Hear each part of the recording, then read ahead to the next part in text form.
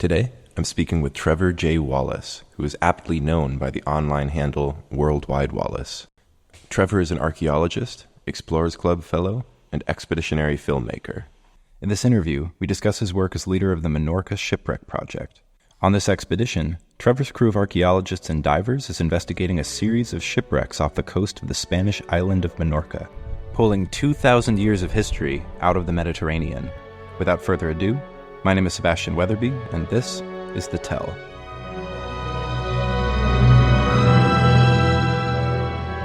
You know, Trevor, it was so serendipitous. I'm on Menorca for a totally unrelated excavation of a Roman city called Sanacera, and I saw you and Gino Caspari posting on Instagram about your shipwreck project. It's great to see you here, though. I'm glad we've had the chance to cross paths. Yeah, likewise. No, it's super amazing to be here. What a place.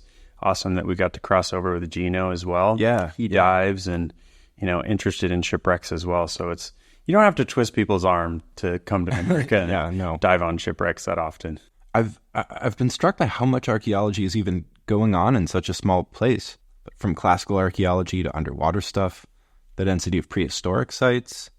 I love seeing old pasture boundary walls made from the same limestone as some of these ancient sites that they're right next to. Yeah, I mean, that's like one of the amazing things about Menorca. It's so rich in cultural heritage and history. So it's like, you could be working on a Roman site here and the Paleolithic sites. Yeah, I'd never given any thought to the prehistoric Balearic Islands. I mean, my awareness of the Western Mediterranean sort of emerges suddenly with the arrival of the Romans and Carthaginians, and the Paleolithic sites looked Neolithic to me at first, like something from Malta or Sardinia with these huge megalithic tower structures and these standing stones. The Cyclopean stonework. So I was really shocked to find out that they're mostly Iron Age from the last few centuries BC. Yeah, I mean, it's awesome. They've just gotten this UNESCO World Heritage designation, and then I think I read the other day, if I'm not mistaken, it's the highest density of registered prehistoric sites anywhere. Which is just wild, actually. So it's dotted. Like if you look at a map, like I guess if maybe 30 years ago they had assumed that most of the Paleolithic sites were in the southern part of the island, but then that is completely flipped, and now they find these talayots, the tower structures, and the talas, in Catalan means table, because in medieval times they were like, oh, this must be a giant's table. Right. So for the medievals, they had to imagine it as an antediluvian relic before Noah's flood. Yeah, I mean, and it's fascinating to think that these people made these structures dry stack, no mortar. Yeah. And, oftentimes a lot of them are limestone and some of them are quarried from other parts. I'm lucky that our tech lead, Bruno Barez, who's doing all of our 3D photogrammetry, he's also worked on a lot of these sites. So I've learned so much from him. He's done 3D modeling because many of them actually have tunnels on the inside. Oh, really? Yeah. And he's shown me these things where he's gone these tiny little squeezes to go through, and they still don't understand 100% what was their purpose. They sometimes have child burials next to them, and oftentimes only several of them have been excavated, because most of the time you see them and there's actually all of these kind of radial structures coming out from the sides. So you have more doorways, you have these kind of winding staircases around and on top, and there's what Bruno has told me is that they find that they were centers for maybe like grain distribution. And the talayot comes from a word that was describing them as towers, but the Arabic word for like a tell. So after the Reconquista and after the Medina Menorquia ended after 300 years, basically all the Christians here anything that was old was like Moorish. Right. So they associated these with the Moors, even though which is one big category. Old stuff. But beyond just these Paleolithic sites, what has your impression been of Menorca just as a place now that you've worked here for a while?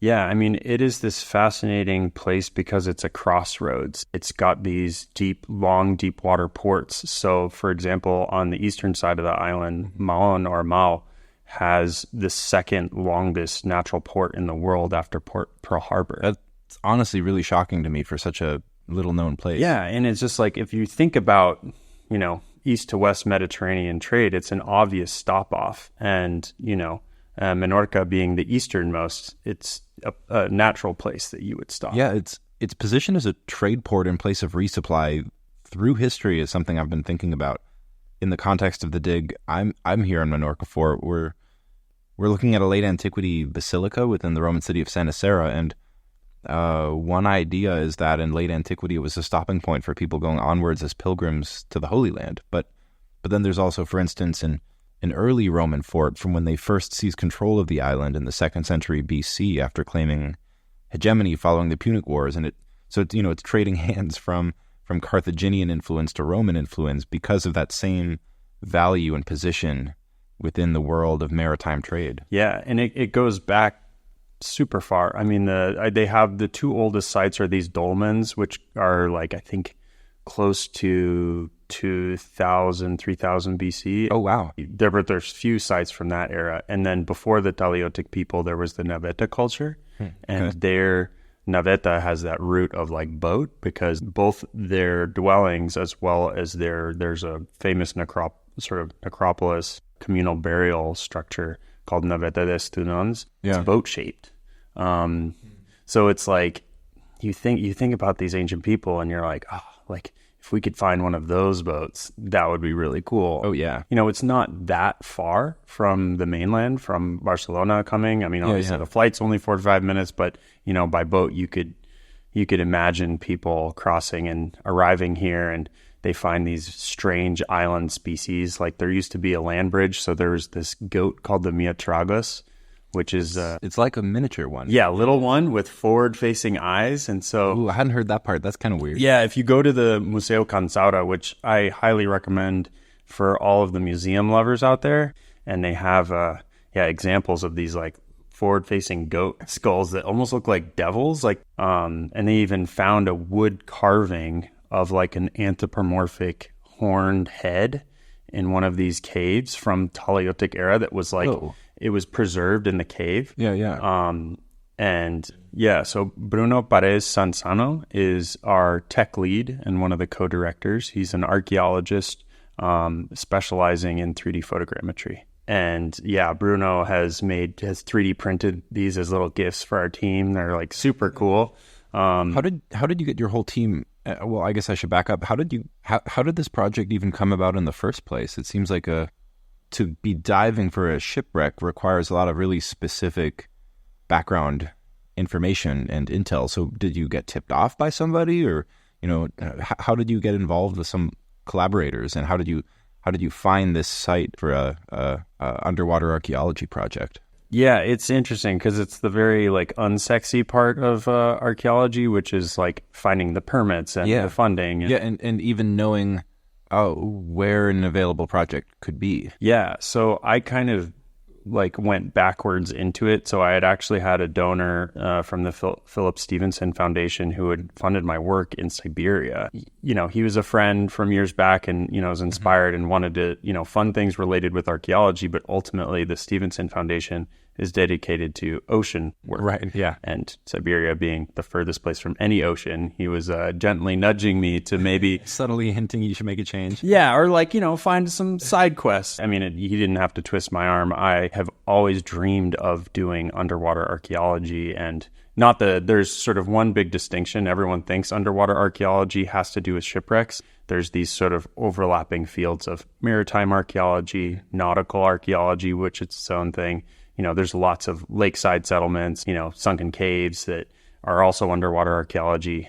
In fact, in Siberia, we had so much groundwater coming up that we were like, basically doing underwater archaeology at some point. But so underwater archaeology, anything underwater, as opposed to things that particularly have to do with human seafaring, trade, ports. Yeah, so that would be maritime archaeology, and then nautical archaeology is specifically ships. And so I... through my position at the Explorers Club and through my networks, I wanted to find a project of a wreck that we didn't need to use a boat, because that makes everything very expensive very quickly. Yeah. Ship time, logistics-wise, I wanted to find also a shallow wreck because, I've been diving for a while, but I'm not... Simplify it for students visiting. Yeah, simplify the diving, reduce risk. I'm not like a mixed gas diver. I've been getting better by doing this project. And I kind of selfishly was like, I want to actually learn. So if I can organize this, then I can also learn how to do it. And so through actually a connection I made in Siberia, Dr. Carlos Velasco. Oh, yeah, he's an archaeologist I'm always seeing cropping up in media with you and Gino and others. Yeah, no, and so he's just got so much energy and he's incredible. He's done years of work on Bronze Age and Copper Age cultures and on Iberian Peninsula. He has a network within Spain, and I thought, okay, I'd love to do something in the Mediterranean. And so we talked together and he, said, okay, I know this person. And he eventually connected me with Xavi Aguelo Mas, who has worked in Menorca for over 20 years, close to 30 years, actually. And he is responsible for the whole underwater archaeological chart of the island. Honestly, that's amazing to me that somebody has made one. Yeah, no, and it's just like, what a job, because basically any ship or any signs of a wreck that's found, like, it's his mission to go document it, do these little surveys sometimes, which... That's really valuable work right there. No, Xavi is a legend, and he has good connections with all of the consensular, or all of the permitting process. So we really cooked this idea up in 2020, and it took 3 years to get the permits. Wow. So that was the big lift, was, me coming here, me starting to understand it. There were some other wrecks proposed at first, but I wanted to find the sweet spot of, okay, what's a shallow wreck that's also an interesting one? Because, for example, there was a wreck in the north, which was basically 2 meters deep, very easy, but it was kind of like a modern era little launch, Yeah. It'd be cool, but is there something else? And the minute Xavi mentioned this term underwater museum that's in the old port of Ciutadella, I was like, that is our spot. So he actually found these wrecks. In 2006, he was part of the first team that did all of the test trenches in the old port and created the kind of archaeological map of this old port of Ciutadella, which, as the westernmost part of the island, had the Roman settlement of Iamo, part of Medina Menorquia. It has all of these layers of history. And it was an important site because, the port in Mahon later on became much more important because it's a longer deep water port. But from Ciutadella, you can see Mallorca. Right, easy navigational aid. Iamo was important for that reason. And then essentially ever since then, they've been using that port, and it's never been dredged. Which is rare for a modern port, right? Exactly. And they have dredged other ports, and most modern ports in use are. And, depending on the time when it was dredged, if it was dredged in the early 20th century, they probably weren't doing rescue excavations. They'd pull up a bunch of amphora and they'd be like, oh, cool. They'd grab one or two and dump the rest or whatever. Exactly. And so it just kind of basically, Xavi did a lot of the principal work in 2009 and again in 2015. Mm-hmm. There were some other teams as well that were mixed in there, but he principally has shared this incredible site. And I'm just feel so privileged and, lucky that, he opened the door. And for me, it was kind of like, all right, let's go. Like, let's make it happen. And there was kind of one wreck in particular that was the draw for you, right? Yeah, so we looked. There are several wrecks in this little cove near the mouth of the harbor called Cala and Busquets. There's so he essentially did, dozens of these test trenches, but when you're doing that kind of rescue archaeology, you go a meter down and it's just positive up to the next one. So it looks like there's a Roman wreck. Mm-hmm. It looks like there's a medieval one, and then definitely something of the modern era. Modern being 1700s. So we started to excavate this one last year at the mouth of the cove, just because some of the other wrecks, like the medieval one, is in an area where the sediment can get stirred up. It's more of like a mud seafloor. So that one. So kind of pragmatic reasons for picking that one to start. Yeah, and chronology wise, just start at the youngest wreck and then sort of work our way back. But it's a really interesting context because working in harbors, there's all kinds of stuff from all different types of time periods. Which is just so cool and just so perfect a microcosm, it seems like, of Menorca as a whole, as this maritime hub across the centuries. Yeah, and I mean, even just, and we have to be careful about this because looting is an issue everywhere. Yeah. Not just Menorca, but there are surface finds that are interesting. So last year we found this Punic Abusitan plate, which looked like a copy of a Roman plate, and it was intact, and it was just lying there on the surface.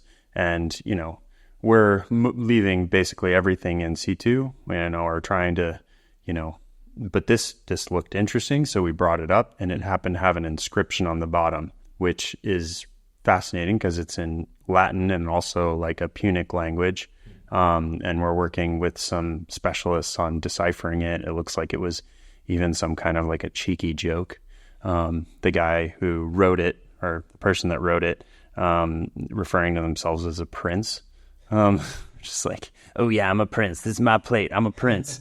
So it's just like things like that. First, 2nd century BC, we know the Punic Carthaginians were here. They were using the same mercenaries as the Romans. Yeah. Do you know if the Balearic Islands were ever like a site of the Punic War themselves, as opposed to just a prize for whichever side won?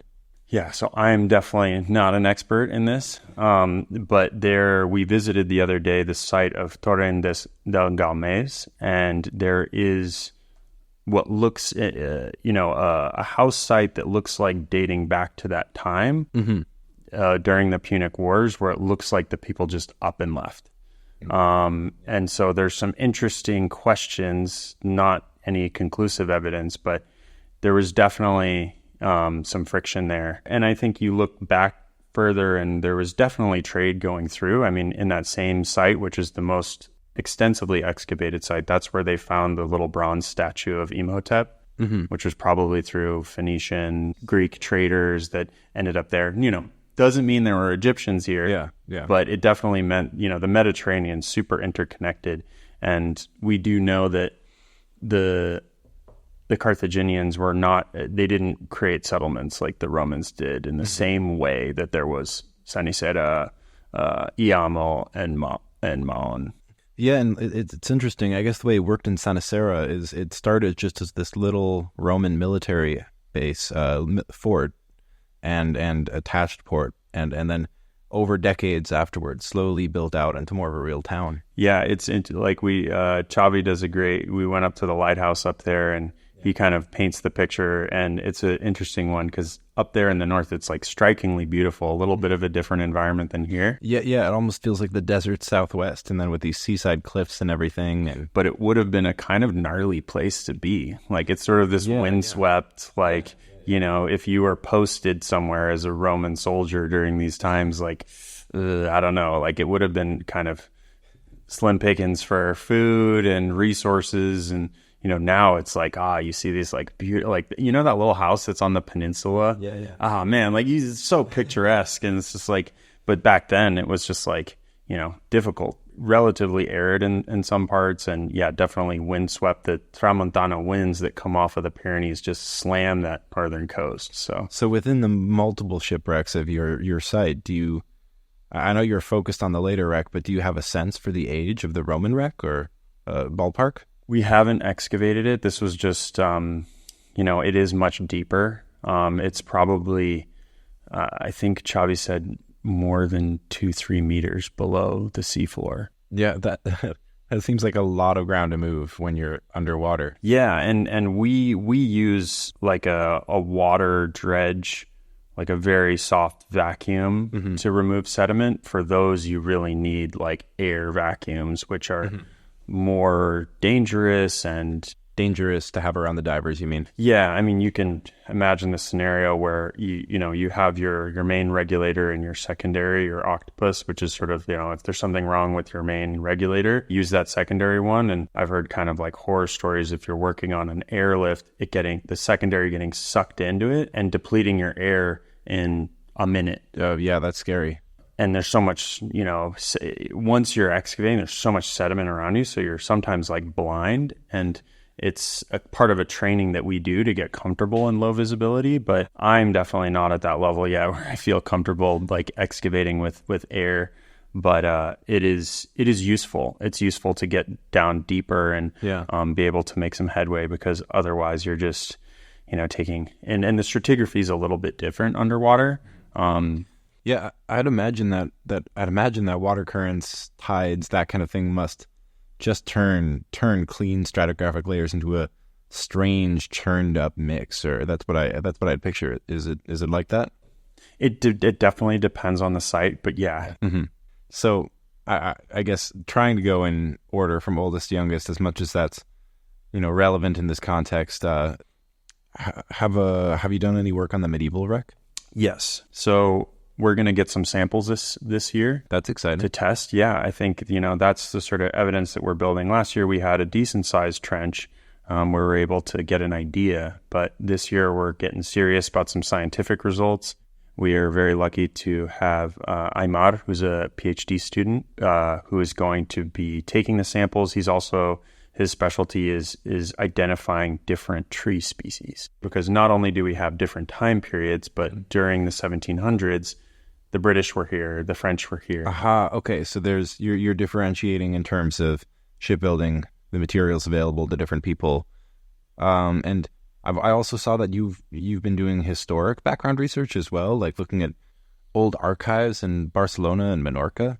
That is for the slightly more modern Age of Sail shipwreck, the primary one. Yeah, so we do a little bit of a pre-expedition for our field school in Barcelona, and then there's some records there, but primarily we were resourcing from the Menorca Museum in Mahon, and one of the project directors, Octavi Pons, was helping us with the archival research, and we were able to look at these tomes. So there's several tomes from the Spanish crown, because they used to do all the salvage, where if there was a shipwreck, government folks would come, get the cargo and then charge you very high rates to ship owners, and then they would give it back. Wait. So if you wreck your ship, the Spanish crown now owns it, and then you have to buy it back? Yeah. So from my understanding, that is so you have very detailed records back to the 1600s of all of the wrecks in Menorca, or at least the documented ones. And so we were working with Octavi, and also with one of our other directors of the project, who's Dr. Marcel Puyol, who is looking at the naval architecture. So once we're able to have a clearer picture of the ship, more or less the dimensions of the ship, this is the way it's oriented, and then we can look at the cargo and the story behind in the archives. So last year, we found in the archives that there was a ship that sank in 1702. It was called La Purísima Concepción de Nuestra Señora. So looking at it, what it appeared is it was a ship it was a small ship, merchant ship, a pinque, or a pink, which is sort of a narrow stern ship that was good for getting in small coves like this, out of Genoa.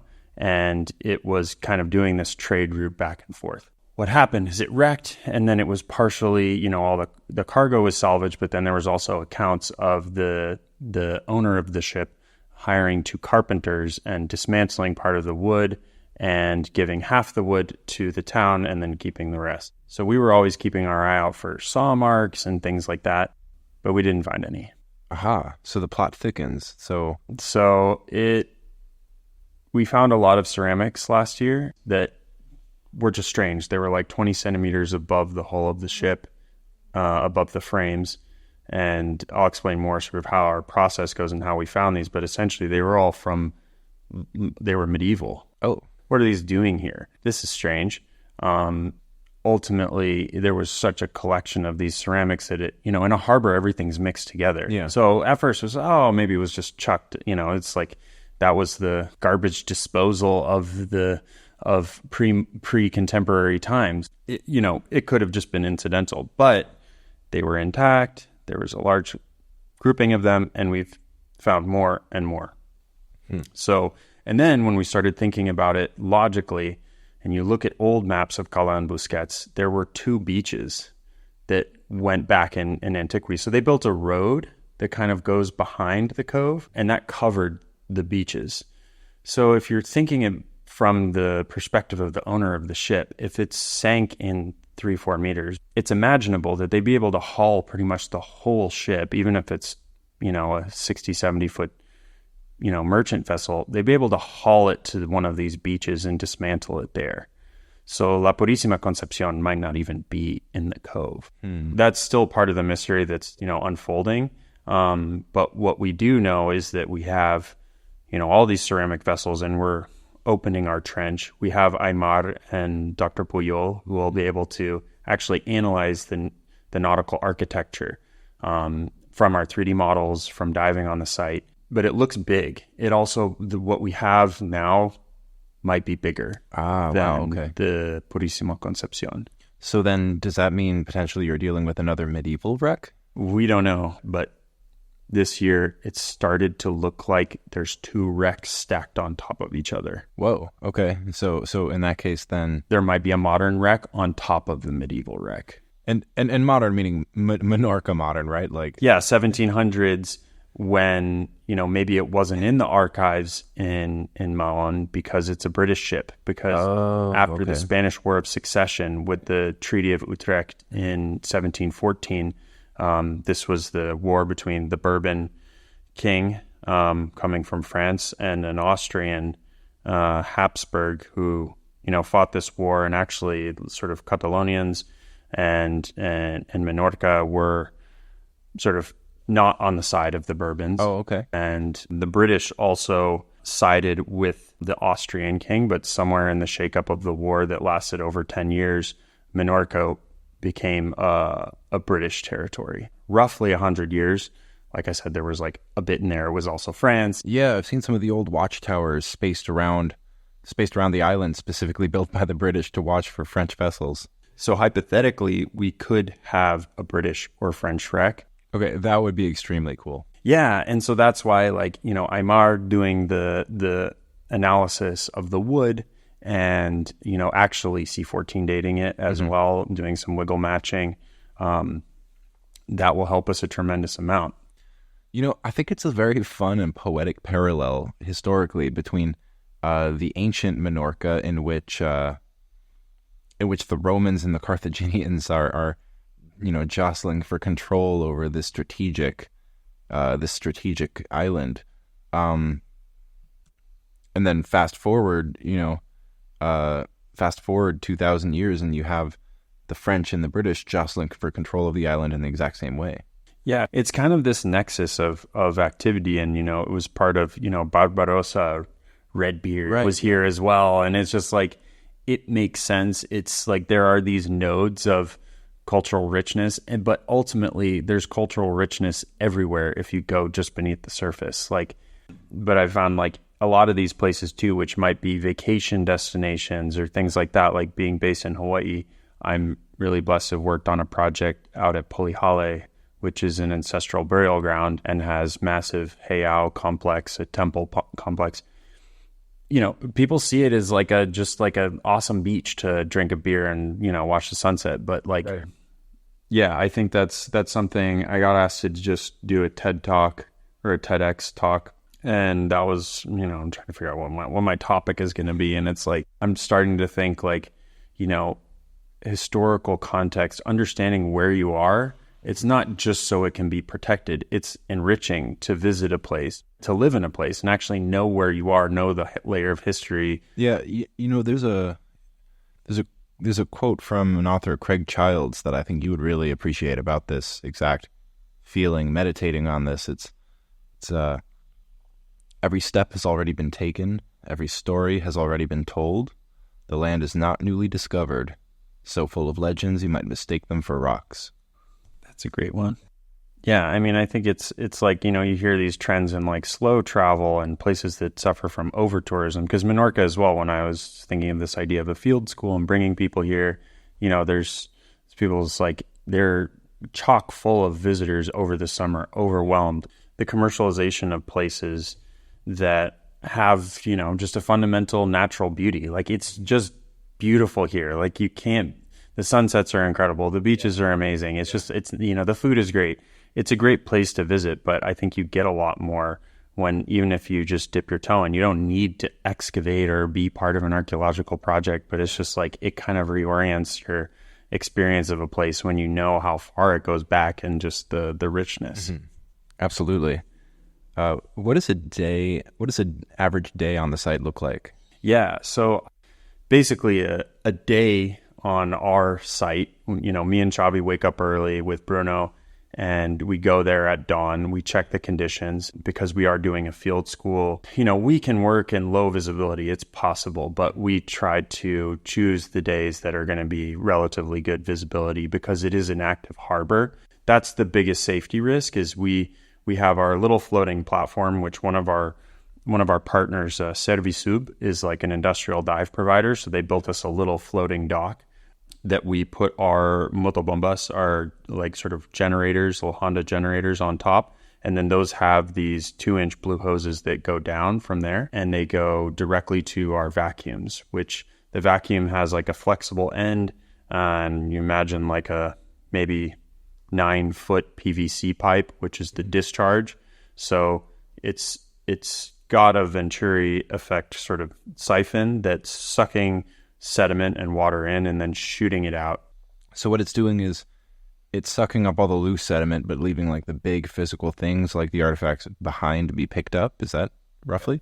Exactly. So like we follow the blue hoses down. We once we've decided the conditions are good, we'll work in shifts. So we'll have our teams with, you know, one person per vacuum and then an archaeologist sort of monitoring to each one. And then maybe an additional person like me. Sometimes I'll go down and take photos and videos. And then they're, you know, carefully removing sort of layer by layer. We do have some kind of stratigraphy, which is like there's a lot of seagrass, Posidonia. And Posidonia plays a very important ecological role. So we try not to harm it as much as possible. Mm-hmm. But ultimately we have to cut through those roots. But we also have some like light sand textures. We have some stones. So it's really just sort of going bit by bit.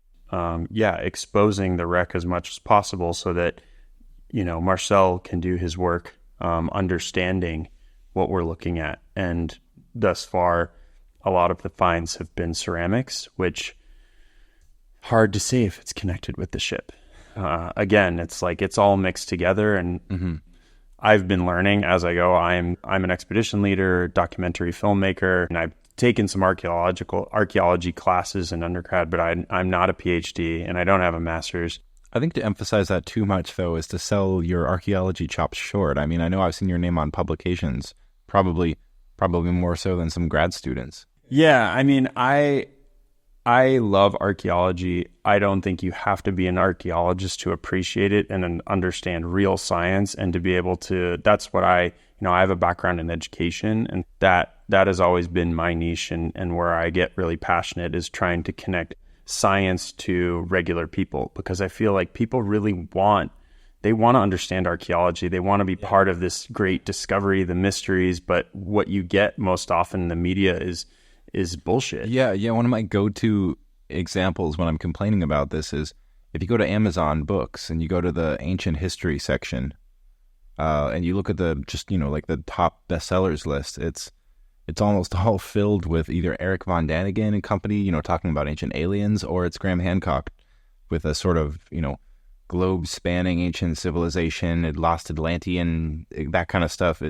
Yeah, and I mean, it's commonly hawked that, there's so much underneath the surface, there's so many coastal sites that we don't know, and it's like, no, I think that, there's a growing contingent of people who get it, who understand that you have to have real evidence to back up claims. You have to, and there's actually, it's more exciting. The real archaeology and sciences and research is more exciting, because just coming up with some big idea, like there's a globe spanning like civilization, and then cherry picking evidence that seems to fit your, whatever's going to sell your next book.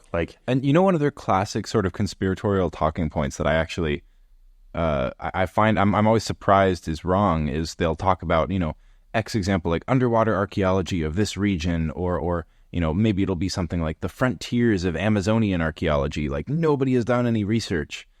I'm always shocked at how many researchers are fighting over getting to publish cool stuff in a region, and and people like your colleague Xavi, who, you know, have built out these crazy gray literature databases with so much copious information and study of a region, it so often doesn't even make it into a place where the public can reach it. But it makes for easy fodder for the snake oil salesman to say, you know, archaeologists have no idea. And it's like, no, there's these deep databases out there. But I mean, I think that's why, I mean, I feel like the onus is kind of on people like me who have a chance to be part of real research, who are storytellers, because Graham Hancock tells the story probably better than, you know, and it's always put on to the archaeologist to also, you know, to also create great media and also write interesting books. But they're just doing research, and they have the whole peer review system, which flawed in its own ways. But, you know, for me, I see it as a big opportunity. Like, us on the storytelling side, we have to up our game, you know, and you don't, I hesitate to say make it exciting, because it is exciting. But if you can capture some of that, I think, you know, whether it's working in Siberia or here, or I've done some community archaeology projects in Hawaii where I'm based. Yeah, again, it's like the onus, I feel like, is on storytellers who can work with archaeologists and understand the research process. And for example, like, I know a lot of things about our site. I've taken a lot of photos. I know I shouldn't put out there. And it's always double checking, triple checking, because I don't want to put any of the actual research at risk, putting something out there before it's published, because, you know, the peer review structure, in all of its flaws, is a way that, you know, the burden of proof to actually have evidence for what you're saying. And like, before it gets out to the public, so you're not basically just making things up. And so it's just like, you know, and unfortunately as well, within archaeology, it's super competitive and cutthroat, and it's always this zero-sum game for resources. So, you know, I think oftentimes too, there's a lot of criticism from within. Yeah. Hopefully more and more there can be, you know, storytelling that's talking about the important topics of, you know, dispelling myths and, you know, combating looting. That's what I'm all about, and that's what I want to do, is that it still can be exciting and still be science.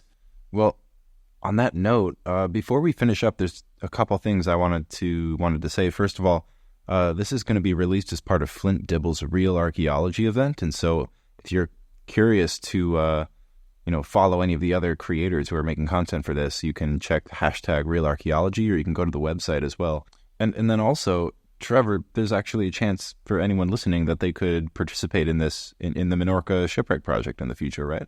Yeah, we are doing a field school, and we have these you know, applications that we send out for our different sessions, which includes a PADI specialty course, which is Exploration Diver Underwater Archaeology. So we've opened it to people who are, you know, not just people on an archaeology track, but those who are archaeo curious and want to try their hand at excavating a wreck. It's we've had now more than 20 people come through the field school, and I hope to do it in years to come, because we have a lot more wrecks and a lot more work to do. And for anyone who's interested in checking out the field school, or who's checking out Real Archaeology, the links are going to be in the video description, in the description on Instagram. You can go to my website. But yeah, please check these out. Check out the Menorca Shipwreck project. It's extremely cool. But yeah, with that, Trevor, thank you, and thank you for listening to this episode of The Tell. Until next time.